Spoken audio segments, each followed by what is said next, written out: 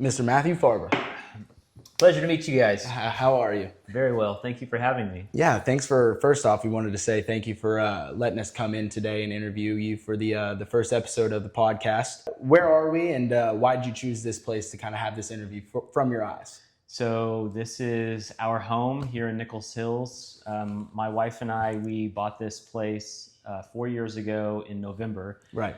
And I had a lot of friends growing up in this neighborhood, and my parents live in a nearby area, and it was always very recognizable for me, and had a lot of good times running around this area. Right. And So you kind of grew up here?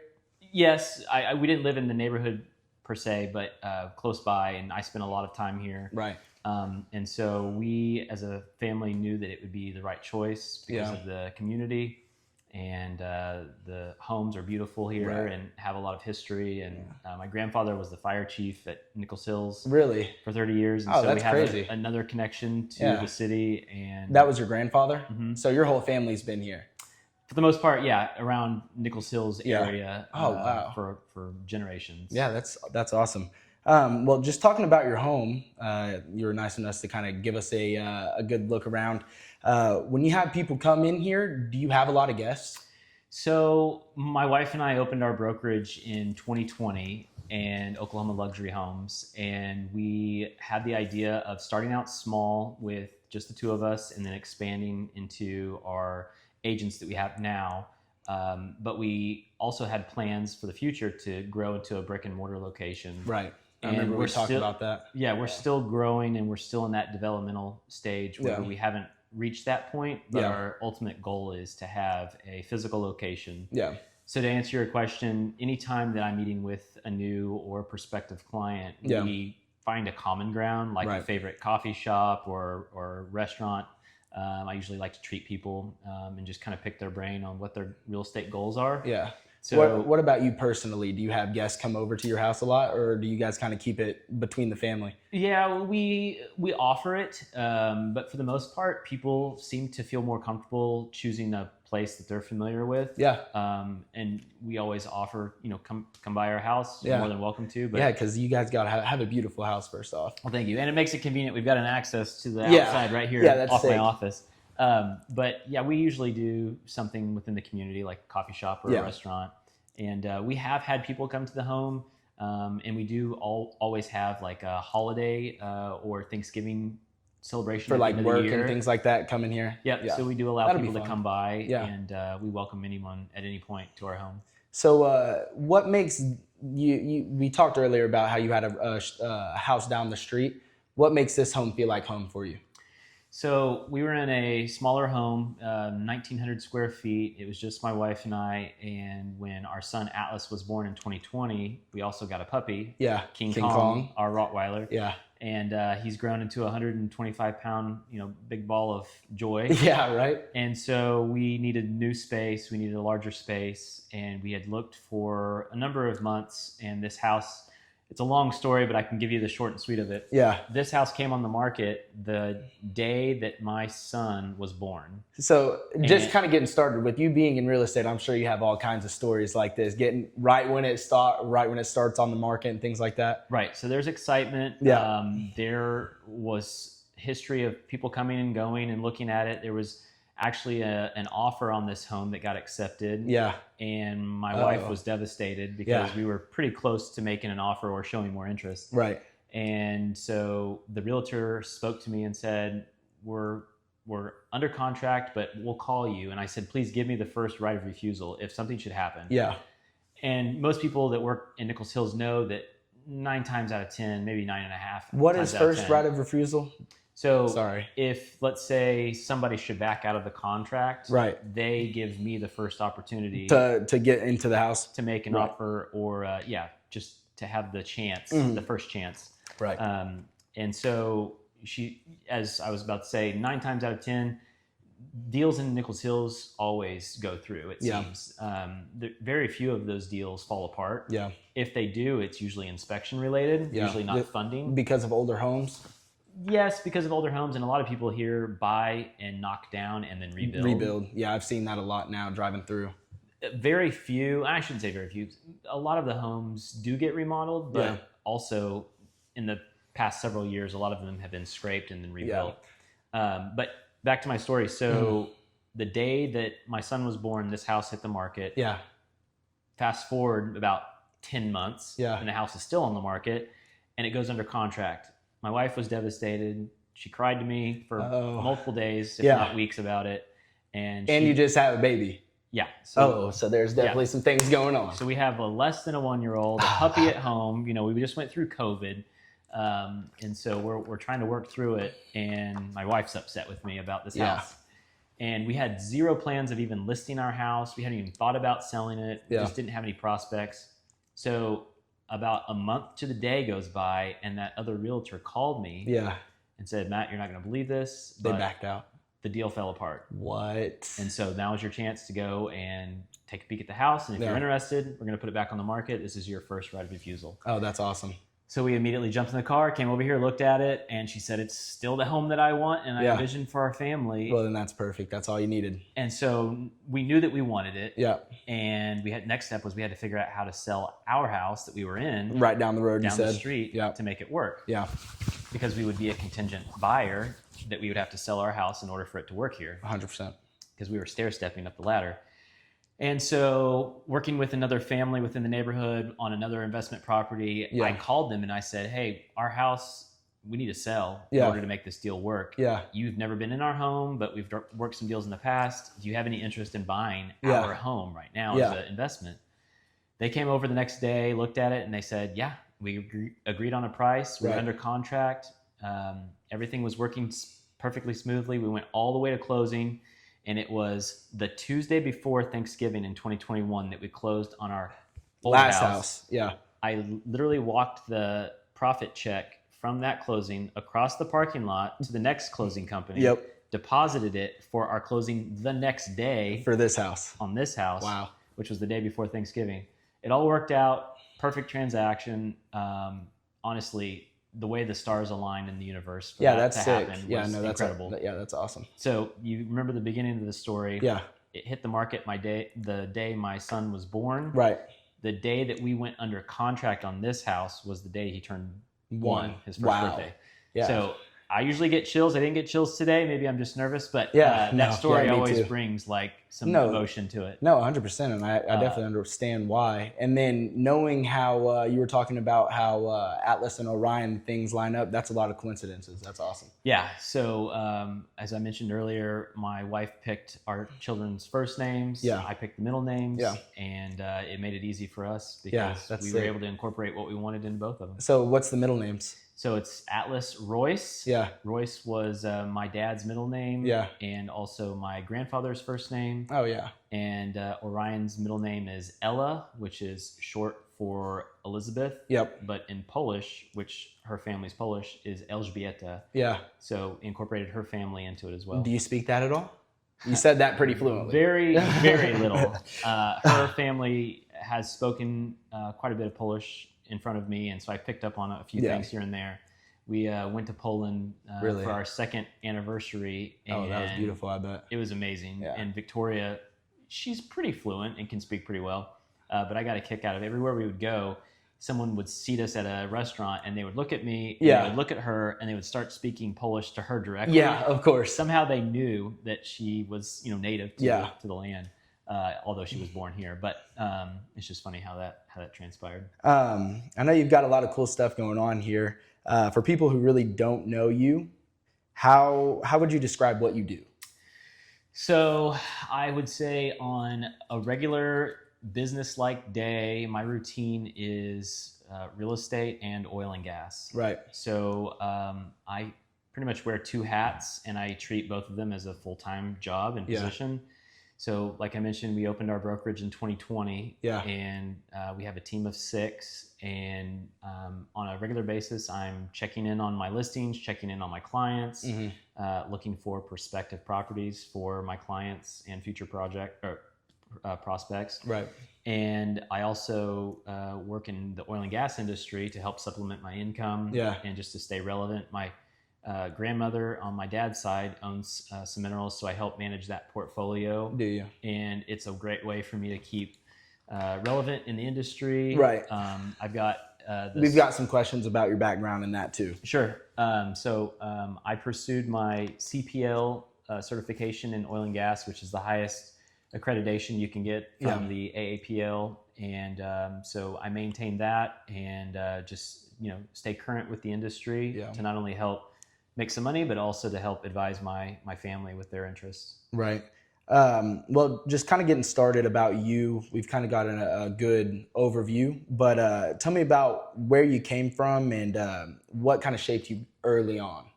So born and raised here in Oklahoma City. I went to Heritage Hall for my entire undergraduate career, or not undergraduate, my preliminary schooling. Started in preschool, kindergarten, and then graduated my senior year. In Heritage Hall? At Heritage Hall. Oh, that's awesome. And I knew that I was going to go to college, but I took a little bit of time off in between high school and college. I actually worked on a professional racing team out of Dallas. And I got racing cars? So I wasn't actually racing. I was a junior mechanic on a Formula Mazda team. And so I got to travel the country. Really? And got to work in a race shop. Yeah. And this is you in high school? No, this is right after I graduated. Right after high school? Yep. So this was my summer after I graduated. Yeah. So it was a really neat experience, and I learned a lot, continued my passion for automobiles and for motorsports, and then decided after that season was over, like, this is my time. I need to go to college. That was what everybody in my, it was that time. Yeah. College group of friends was doing, and I didn't want to feel left out. And I had seen that a lot of them had gone to college and then done successful things, taken over family businesses or starting something on their own. And so I just thought that was the best path for me. There was actually a time when I considered pursuing racing as a career. Right. Yeah, because you came right after high school. I could see why you would do that. Right. And so racing is very expensive. Yeah. Regardless of what aspect you're in. Yeah. And at the end of my racing career, I was racing shifter karts nationwide. Yeah, I wanted to ask you about that too. And it's not a cheap sport, but it is a stair step into Formula One racing. Right. And almost everyone that's in Formula One has done that. Has started in karting. Yeah, so I didn't know that at all. Yeah. I have a lot of acquaintances. I wouldn't really call them friends anymore, but people that I grew up racing go-karts with that have made it to NASCAR and Formula One. Wow. And so it's kind of fun to follow along in their journey. 100%. Because we grew up and went to a lot of the same races and competed against each other. Yeah. So that's also really neat. So came from Oklahoma City. I moved to California for a couple of years for college. What college did you go to? It was called Marymount Palos Verdes. Yeah. It's actually, sadly, no longer open. They Really? closed right after COVID because of the admission numbers went down, and they own a prime piece of real estate in Palos Verdes, California. Yeah. And I would imagine that their expenses and lack of It was admission, probably too much. just they couldn't keep up. Yeah. And so sadly, they closed their doors. I heard that they might have been acquired by another college, but I don't think they've done anything with it since then. Yeah. But I went and visited a friend out in Boulder, Colorado for a Christmas break. My plan was to go there and spend time with her in Boulder, go up to the mountains, do some skiing, and then we were going to drive back to Oklahoma City for Christmas. And while I was in Boulder, I fell in love with the town. Yeah. She took me up to the mountains. We went skiing in Keystone. Yeah. And I just fell in love with Colorado. And I've always been an outdoor I feel the exact person. same way. I'm a cyclist. I'm a runner. I used to rock climb, and so it's like perfect for you in Colorado. Yeah, all these things were at my disposal right there, and so I came home for that Christmas, talked to my parents, and told them this place is amazing, and they said we fully support you. If you'd like to transfer, we'll make it work. Yeah. So the next semester, transferred to CU, Colorado. Yep. And finished my college career there. And then how were you in college? Were you like very studious? Like, how were you in college? So it's funny. When I was in high school and at Heritage Hall, I was an athlete. I ran track. Yeah. And what'd you run? I was a sprinter. Were you really? So I ran the 100, 200, 4x1 relay, mile relay, and sometimes the long jump. Oh, yeah. You said you ran the 400? Mm-hmm. What'd you run? No, not the 400. Not the 400 the open? 4x1. 4x1? Yeah. Oh, so you were fast. That's awesome. that was basically all I really focused on was running in my track and athletic career. And so I wasn't the most studious person, but it's funny, when I got to college, like a light switch went on and I just became this like kind of nerd. Really? And I spent a lot of time getting help from tutors, getting help from my teachers, and just like buckled down and did really well. And so I took college very serious, but I also had a lot of fun. Of course, because you're in Boulder, Colorado. It's beautiful there. So I met a lot of friends, and a lot of them in the aviation community, and that's how I got involved in skydiving. Yep. Yeah, I was going to ask you about that as well. We have a whole section for all of that. Perfect. Yeah. Well, we'll wait for that. But I did. Okay, so I was here in Oklahoma. For my whole childhood, and then I went to California, then Colorado, and then I was planning to stay in Colorado for an extended period of time and maybe even living there. Yeah, indefinitely. I bet it was hard to leave. Well, yes, it was hard to leave, but also this was during the recession of 2008 and 9, and so there were very few jobs available. Everyone that I applied to wanted at least like 8 to 10 years experience and or a master's or even higher, PhD. And so it was just difficult to find work. And after multiple months, lots of interviews, and some phone calls with my parents, they said, "We'll support you if you come home. Obviously, we'd love for you to stay there if that's where you want to be. But if you can't find work, like we can't just keep paying for you to live out there." And was there some things that you would say kind of shaped you to get to where you are now? I know you said that you, like in high school, track is that something that kind of taught you to be competitive, or something that's underlying to you today? So I will say I grew up in a Cub Scout, Boy Scout world, where at a very young age I was exposed to that mentality of community and learning a lot of outdoor skills and life skills. And I still think, and I wish I would have gone even further with it and maybe even become an Eagle Scout. But that really did help shape the character of who I am. And that's something that's very prevalent. What about sports? Does that kind of give you a competitive edge that you still feel today? So I will say early on, yes, sports, I was very competitive, with racing and with track. I always had a need for speed. I was a sprinter and I was racing karts. And so going fast was always something that I enjoyed. And it wasn't until later in my life, maybe late part of college, that, I wasn't as involved in community type sports or competition. And so that competing against others kind of fell away. But competing against yourself, the almost. competition of competing Especially, against myself. I found that extremely prevalent in track. Because it's a solo sport, you're only competing against yourself every time. You're looking for your personal record every time. With football and things like that, it's a little bit different because it's a team sport. But looking back on it now, for me, going back, I think that having that self motivation almost is very something that's very important. And I used to run the singles events, so like the 100, 200, and long jump. But some of the most memorable races that I can still have feelings about is my relay. No, I ran track too. I love it. And so the group aspect and community aspect of running really was exciting to me. So competing against myself, I'm going back to that. I started getting into longer distance running. Where I'd never even experienced. Because you do marathons now. I had never even thought about running more than a mile. And then all of a sudden I started training for a 5K, and then I started training for a half, and then I started running for a full, and then I did an ultra, and it kind of spiraled to a point where I was always just competing against myself, which I still am today. I mean, I went to Orange Theory for lunch today, and we had this event called Catch Me If You Can, and so you have to crank up the treadmill to stay from getting caught. And so every time, that was fun. And so every time I go, I try to improve myself, and I'm getting older, but somehow I feel like I'm starting to peak again. Well, that's which is really interesting because in your 18 to 24-year-old body, you are peak technically condition. your peak. Exactly. But then there's this kind of taper where people in their 30s maybe start finding work and they just focus on their career and they don't really think about themselves all that much. And then as you get more comfortable with your position and start setting it up for the future, you have a little bit more time, which is kind of where I find myself now, where I can exercise more. And actually focus on things. And so probably eat better as well. Exactly. And so I'm starting to really look after what's going in my body and exercising properly. And so I feel like I'm reaching those same points, if not exceeding those points when I was in my 20s, which Right. is really crazy because I'm now 20 years older than that. And are you getting that motivation from yourself, or is it like what's driving you right now? So believe it or not, it's a huge stress reliever for me to exercise. Yeah. And I carry a lot of stress on a regular basis. And so I find that outlet to be really helpful. 100%. So I will usually push myself harder than maybe some people, but Right. harder than I probably should sometimes. But it really does help, just kind of help push the reset button Right. every day, Right.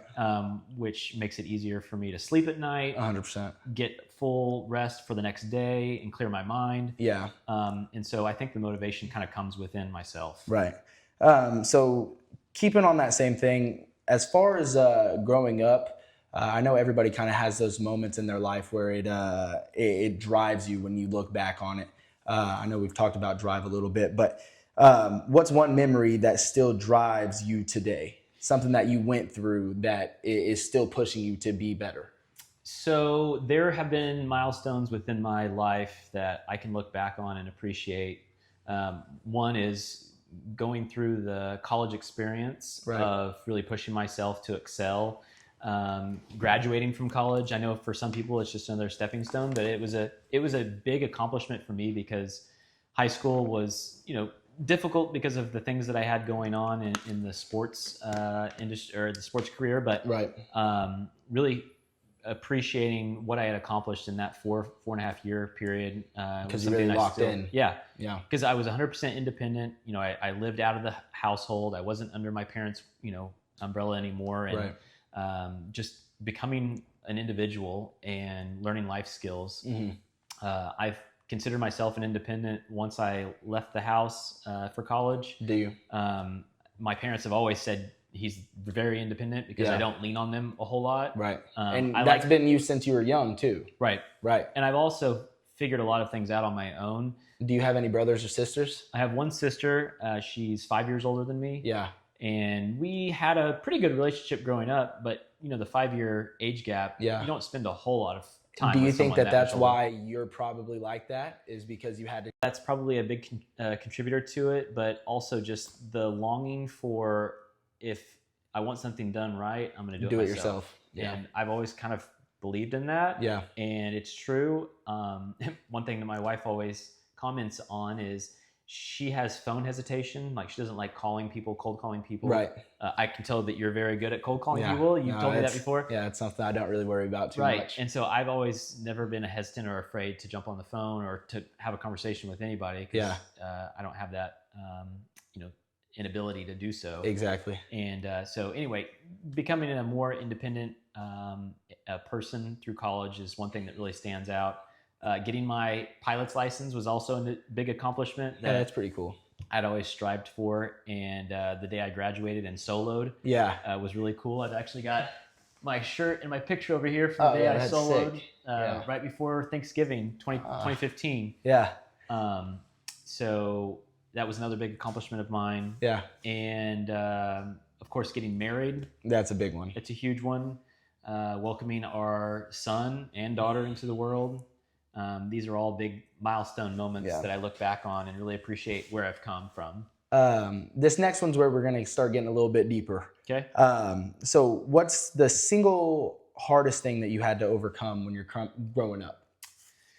Single hardest thing I had to overcome while growing up would probably be my education at Heritage Hall. Mm-hmm. Like I said before, I didn't spend a whole lot of time focusing on my education, my studies. I was always driven by sports and running and perfecting that skill. And so I tend to find myself behind others in the classroom and needing help with tutors and, studying with my parents at home. And so I will say that my high school, middle school career was challenging. Yeah. And that's when I really started to figure out that I needed to seek answers from inside myself in order to get it done. More creative almost. Yeah. And I always relied on my parents and I always relied on the school system to kind of help get me through. But there was an aha moment. And this is what I wanted to hear right here. When I changed from high school to college, that I realized like I said before, What was that moment? I think it was a test score that I received in one of my math classes in my first year of college in California. I scored 100% on this math test, and math had always been very difficult for me. Right. Never liked math, and found it to be difficult for me. And I remember to the day I got my test score back. It was 100%, and I thought to myself, "Wow, I'm very proud," but also it wasn't that hard. Right. And I started to realize that I had worked so hard and I had put in all the effort, and I got that score because you deserved it. Because I deserved it. Right. And it made me realize that if I would have put that much effort into what I was doing at Heritage Hall, it would have probably been the same. Exactly. And easy, or not easy, but easier. 100%.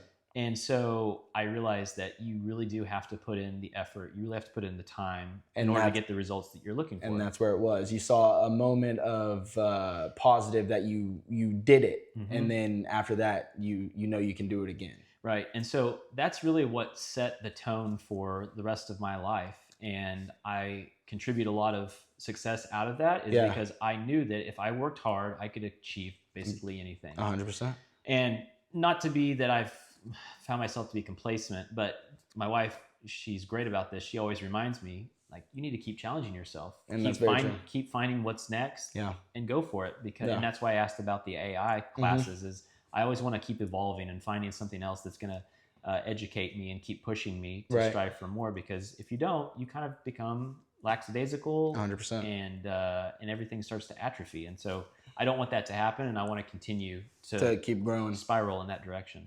So how did you get from the kid in Heritage Hall that isn't spending enough time to in his homework to Matthew Farber, the owner of Oklahoma Luxury Homes? How did that happen?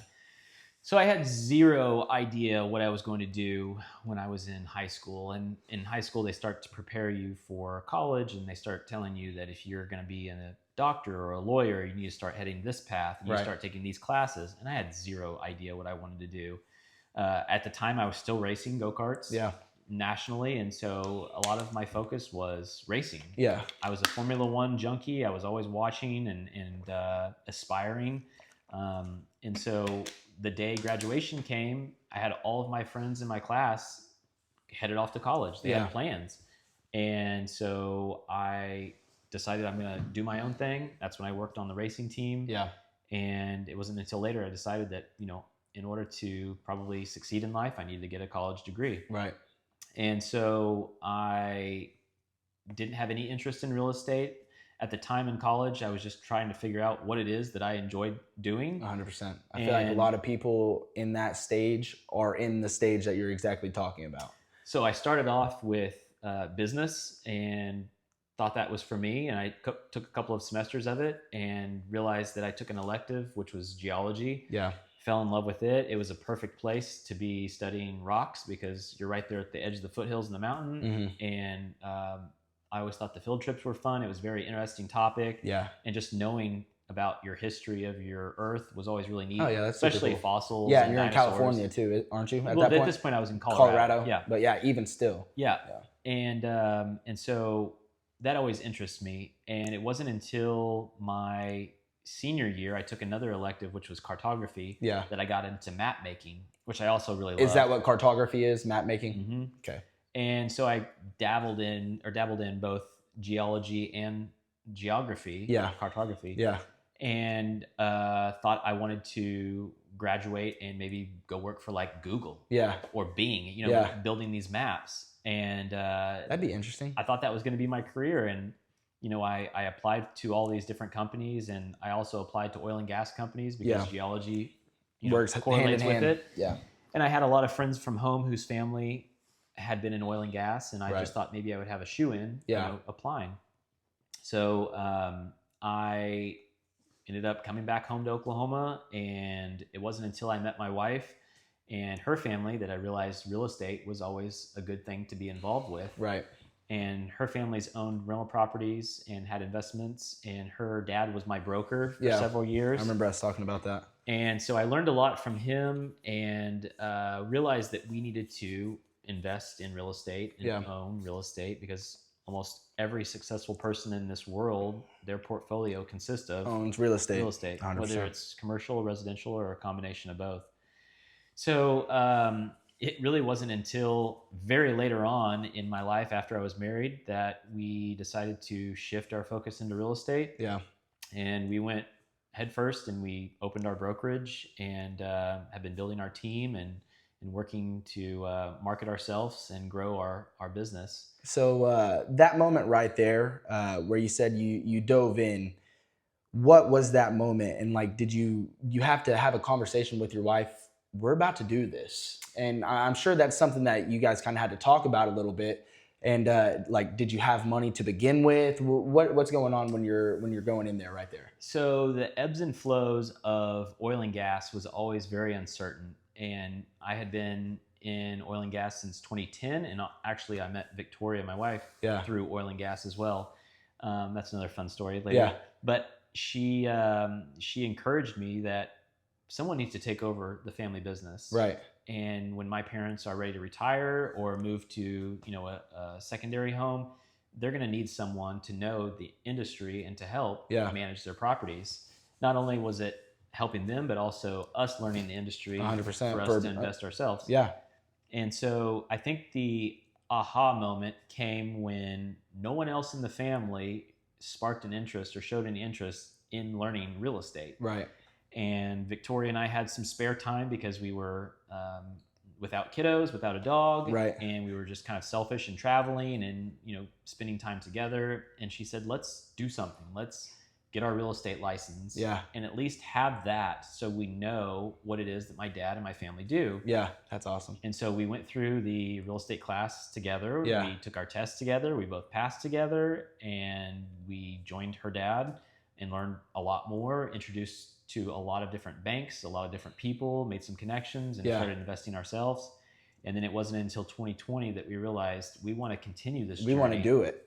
And eventually evolve into our own business. And so that's when I got my broker license.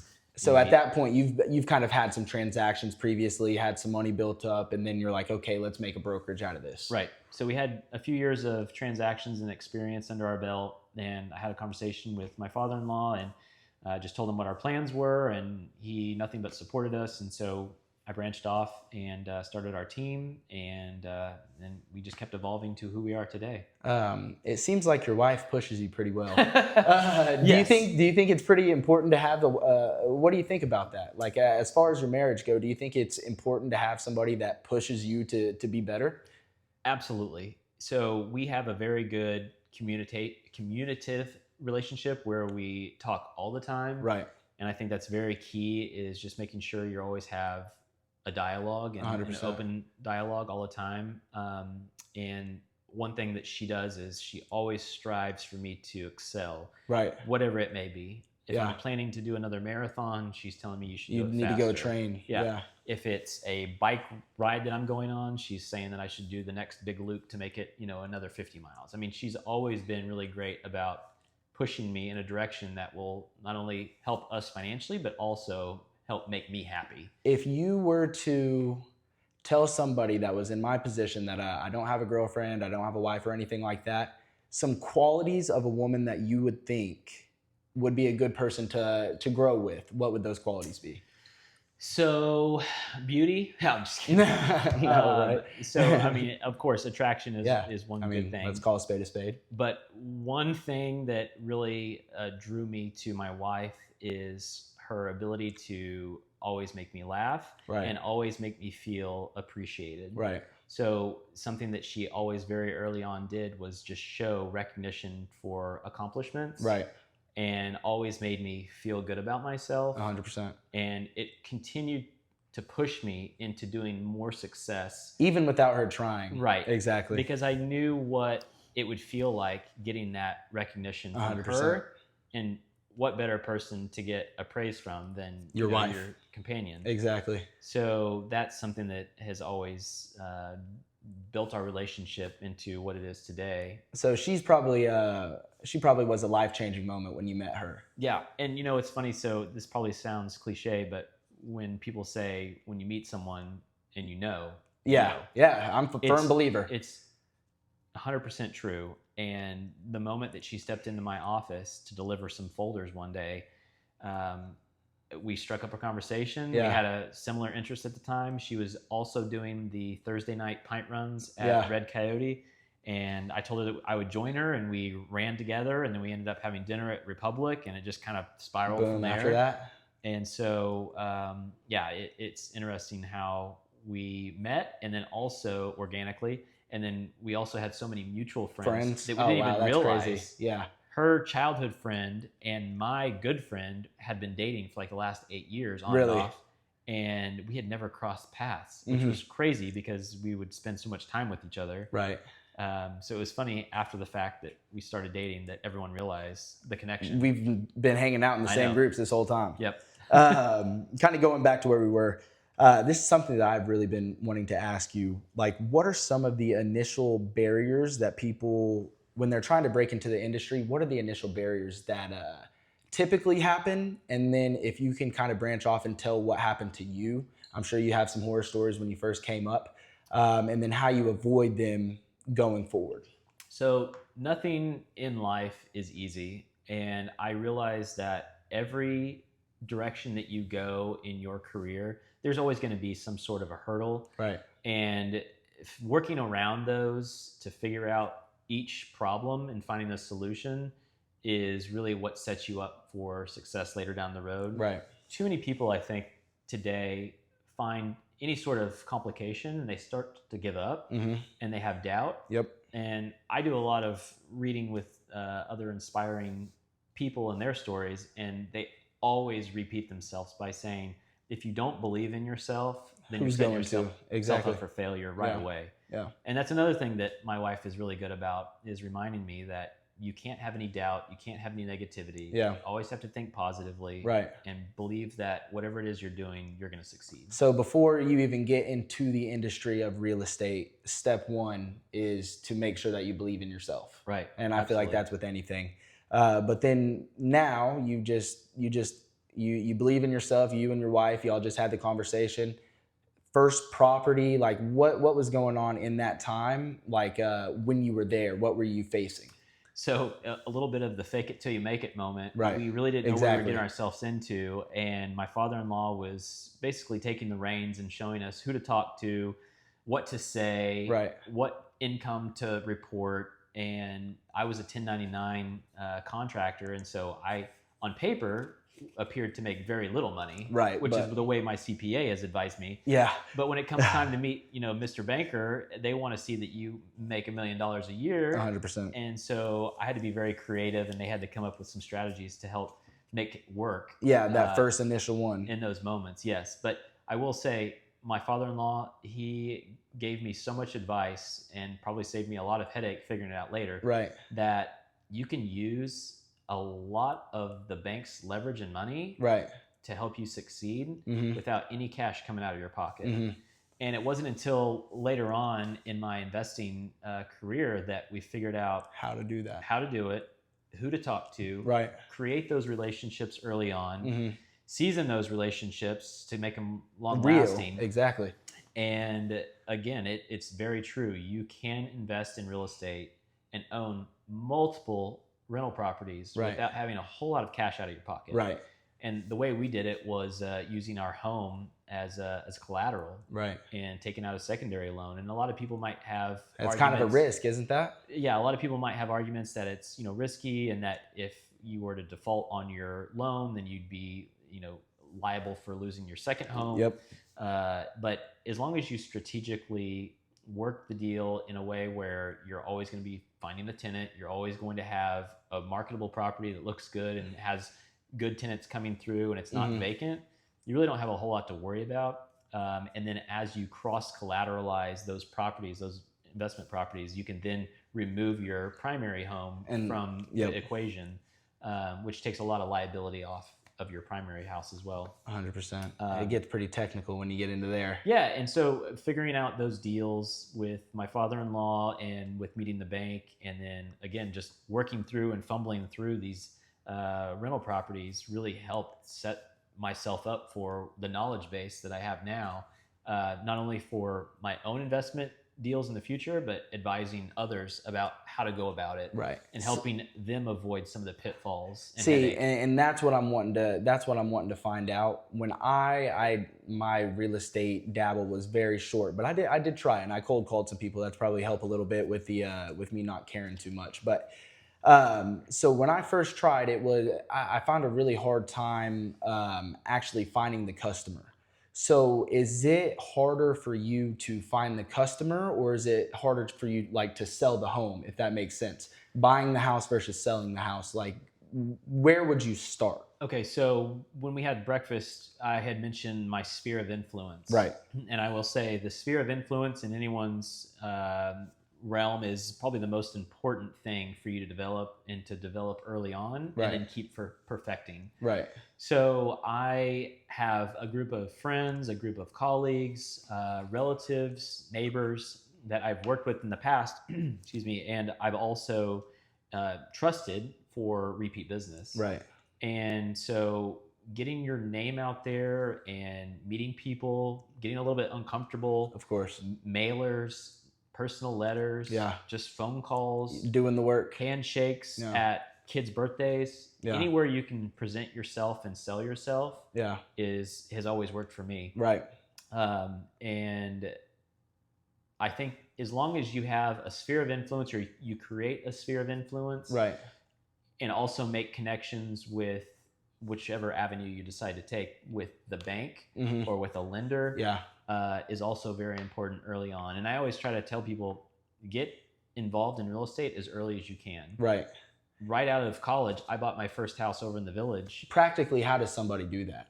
So the biggest thing is, whether you're a W-2 employee or you're a 1099 contractor, is build a game plan. Right. Whether you want to do it you're on your own, or you want a representing realtor, which I would advise, you need to figure out exactly what it is that you want. Yeah. Do you want a single family home that you can raise a family in and then Right. use it as a stair step to the To the next next property? house. Yeah. Or are you wanting something like a bachelor pad that might be not as accessible for a family, but maybe would work for you for the next 5 to 10 years? Right. Or if you're looking for an investment property, are you looking for something that's multifamily, single family? 100%. Figuring out exactly what path you want to take, Yeah. and then making a connection with a trusted real estate advisor like myself, Yep. and then having them expose you to all the resources that you would need, 100%. whether it's a lender, a contractor, Yeah. a title company. Figuring out exactly who's going to help you the best, and figuring out what your budget is, where you want to be. Right. And then what I really enjoy doing, because of all the knowledge that I've had over the years and, Right. and experiences, is advising people to be in the best neighborhood, maybe not necessarily the best house, but the Yeah. best neighborhood, Yeah. because there's always going to be a great return. You're going to get your money back. Yep.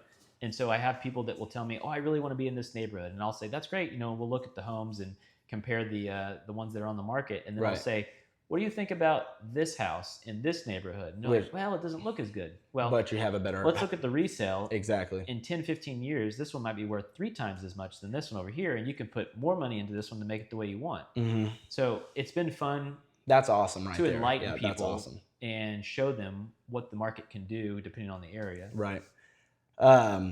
So this one, everybody likes to do this on the internet right now. If you could go back to your 18-year-old self and give yourself that advice that you have now, what would it be? So I would probably tell myself to invest in Bitcoin and Nvidia, Yeah, right. Facebook. No, but aside from investing Yeah. in certain companies, I would say probably just getting more involved in owning my rental properties or owning investment properties as early as possible. Right. And within those neighborhoods that have had the most growth and success. Yeah. There's one particular person that comes to mind, who I won't name, but he very early on in high school got into real estate Right. and did exactly what I just mentioned. And now he's probably in his middle 40s, and he's got an extensive He's probably portfolio ready. Yeah. where he's got financial freedom, and he's probably got all this revenue coming in from the commercial side and from the residential side, where Yeah. he just is sitting back and kind of just relaxing at this point and enjoying life. Yeah. And that's where I want to be. 100%. I want to spend time with my wife and my kids and my dog. Instead of going out and working. Yeah, exactly. Everybody wants to. So I think getting involved as early as you can. Yeah. And that kind of goes back to what I was saying when you were asking me about what does someone do? Right. Well, figure out exactly what path you want to take. Right.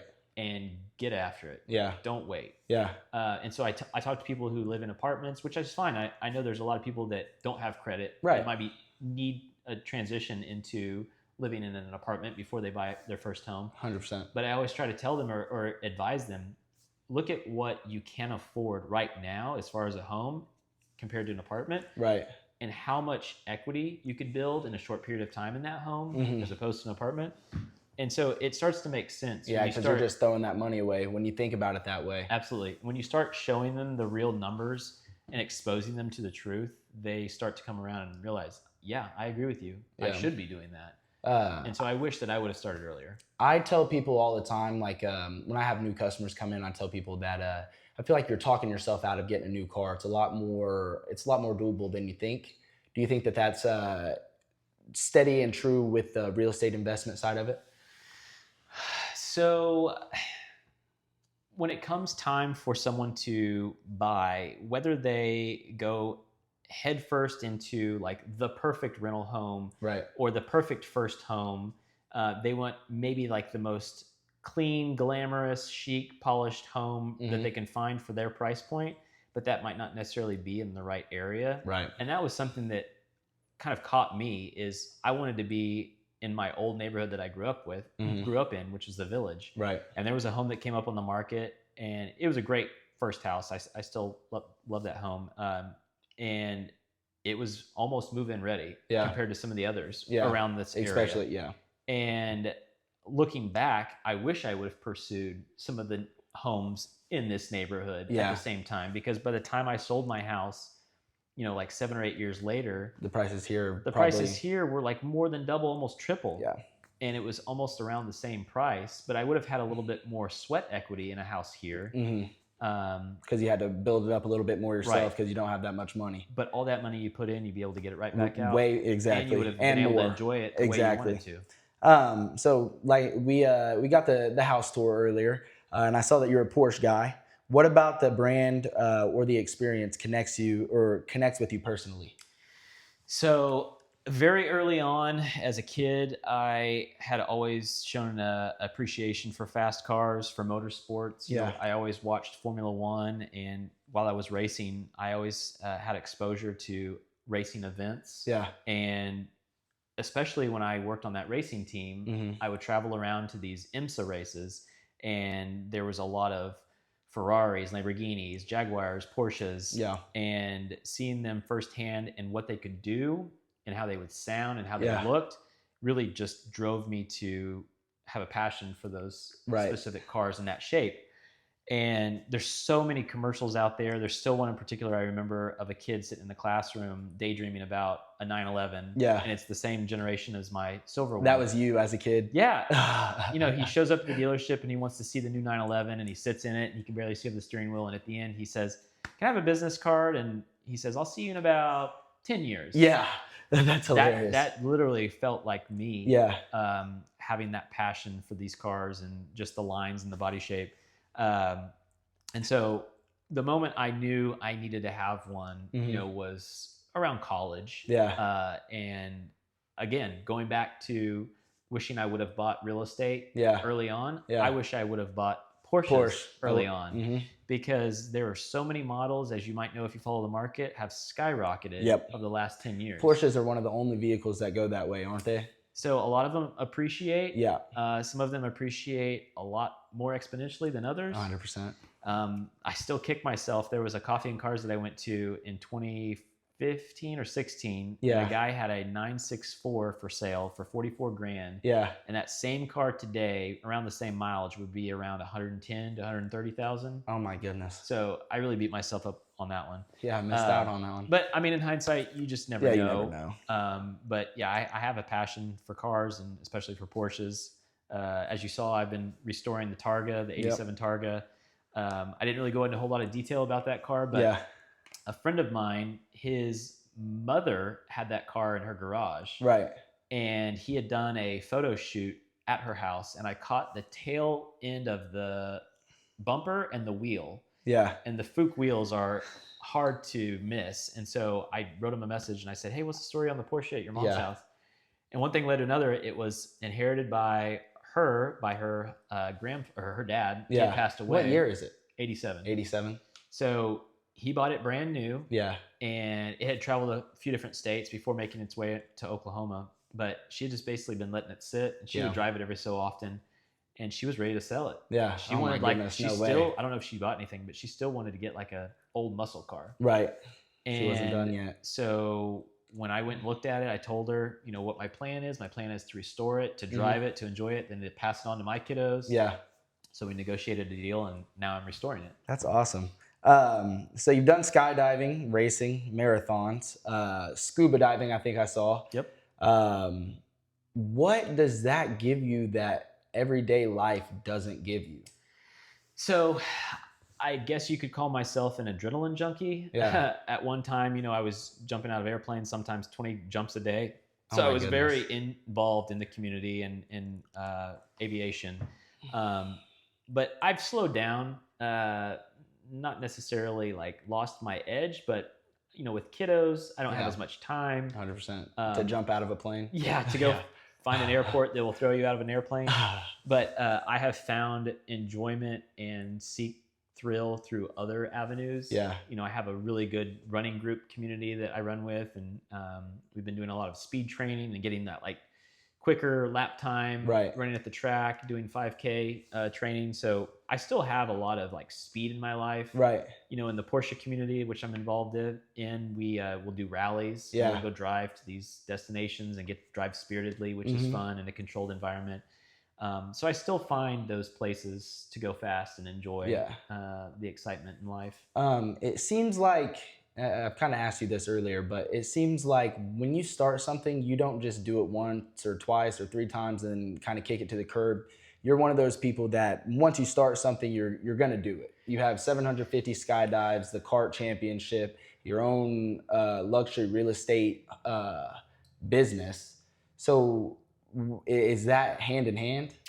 Yes. And I would say, I don't know if you're familiar with the 10,000 hour theory, but I don't. Will you explain it? Yeah. It basically says that if someone spends at least 10,000 hours mastering a particular craft, they become a master at it. Of that I have heard skill. That, yeah. And I don't know if it just starts to formulate naturally or if I consciously think about it, but when I start something, I just want to be perfect at it. Right. And I usually don't slow down in the moment to realize that's the path that I'm taking. Yeah. It just evolves into a point where I look back and I'm like, wow, I started my marathon training from zero experience. And now I'm working towards a sub 3 hour marathon in a short period of time. But you really just have to put in the work. And when you do, it shows the results. So I'm a bit obsessive, maybe a little bit obsessive compulsive, maybe not as bad as I used to be. But I will say that does translate into perfecting skills. Does it? And again, the sense of accomplishment, knowing that you've done something and you've done it well, really helps me feel good about myself. What about risks? Like, I know not a lot of people get to the position that you're in. You're pretty humble about it, you know what I mean? But what are some risks that you had to take to get to the place that you are right now? So something my wife always reminds me of, and it's another thing that I really appreciate about her, is she's always telling me to take risks. Right. And there's times, maybe even today, that I'm not taking as many risks as I should. Right.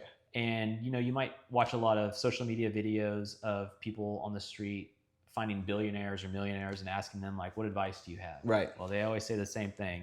Own real estate. And take risks. Yes, 100%. Don't be afraid to take risks. Don't be afraid to be your own boss. Yeah. And so that's, again, where I'm trying to set myself up for future, is taking those risks and evolving our business into a place where I want the kiddos to eventually take over. 100%. So I will say being a risk taker, but also doing it smart, calculated, so that you're not completely liable for what happens. Yeah, I know 100%. And you have to have the mindset that you're going to succeed. And Yeah. again, you can't have any of that self-doubt. Because if you don't, you won't succeed in the beginning. Absolutely. So you kind of have to tiptoe a fine line, making sure that you know what you're going to do is going to succeed, but also doing it with calculated, procedures. What's a specific time you risk something? I will say getting into real estate, getting into my first rental property was one time that I wasn't 100% sure what I was doing. Right. And I didn't know the system well enough to trust it myself. 100%. I was relying on what experience my father-in-law and other friends and relatives have had in the past. Yeah. And so going into something kind of blindly and hoping for a good outcome. Yeah. Financially, it was scary. 100%. Yeah, that's a risk right there, money. We didn't know what we were getting into. Yeah. We just trusted the system, and it ended up being great. Of course. So, but you never know. You never know, and as long as you're taking an educated approach and you're with people that you trust, I think you can't fail. Yeah, that's awesome. So outside of work, who are you? Who do you hang out with? I've always heard, this is another question I've really wanted to ask you. You always hear you are who you're around. You are in the Porsche community. You're in all these different communities. Is that what you're doing outside of work? So that leads me into something I really wanted to highlight on, and that's with the community that you rub shoulders in, I will say helps formulate who you become. And the Porsche community, the cycling community, the running community, the aviation community, all these different groups, you want to make sure that you're around other successful people. Right. Because not only is that going to open opportunities for you, but you grow your sphere of influence with the right people. 100%. What better than to make a relationship with someone who's already been successful and has the knowledge base and wants to share their experience with someone that they like and they trust, right, than going to a bar and like drinking with some drunk person, every 100%. so often. Yeah, it might feel good in the moment, but you're not getting anything out of it. Yep. And so I will say it's been great getting more involved in community. Yeah. And finding what niche or which groups do well, mm-hmm. and then running with it. I've met a lot of doctors, a lot of lawyers, really prominent people within the community. Yeah. Just by pinpointing within the community that I enjoy the most, which is the Porsche group, and helping me realize that there's a lot of people out there that have also succeeded. Yeah. And that want to help others. And if you just start asking for help or asking questions, they're always willing to share their experiences 100%. and to help you avoid some of the mistakes that you might make. And that is literally the premise of this whole show. Mm-hmm. So I'm happy you said that for sure. So when you're looking for inspiration, when you're, like you said, maybe sometimes you're stuck in a rut or something like that, what do you do to get everything going back again? Is there a place that you go? Is there something that you do? What is something that gets you inspired? So yes, and I mentioned it earlier that when I am stressful, when I'm stressed, I might go out on like a long run, or I might go work out really hard. And that is something that really does work for me. And it's funny, there's days where I might not be feeling well, or maybe the weather is not that great and I won't get out and do some sort of exercise. And my wife will turn to me at the middle of the night and say, "What's wrong with you? Like, you need to go exercise. You need to go do something." Right. Because it does literally affect me. No, that 100%. much. 100%. And so exercise has been huge for me as a big way to relieve, whatever doubts or fear or whatever I have going on at the moment. Do you do it every day? As much as I can. I mean, I don't have a whole lot of time with the kiddos in family life, but at least every other day. Sometimes. Are you morning or afternoon? The running group that I'm involved in, we will run at 4:45 throughout the week. Yeah. And which gives me plenty of time to come home, shower, and then wake up the kiddos. And, 4:45 a.m. Mm-hmm. Oh goodness, great. Where at? Yeah. We start from different places. We'll start by 16th and Classen, the Plaza District. We'll start over here by Starbucks off 63rd and Grand. How long do you guys run? It varies. Like tomorrow, we're going to Northwest Classen track. Yeah. And we're going to do some sprint intervals. Yeah. So for speed work. But that'll be for the most part, we usually do like 5 to 7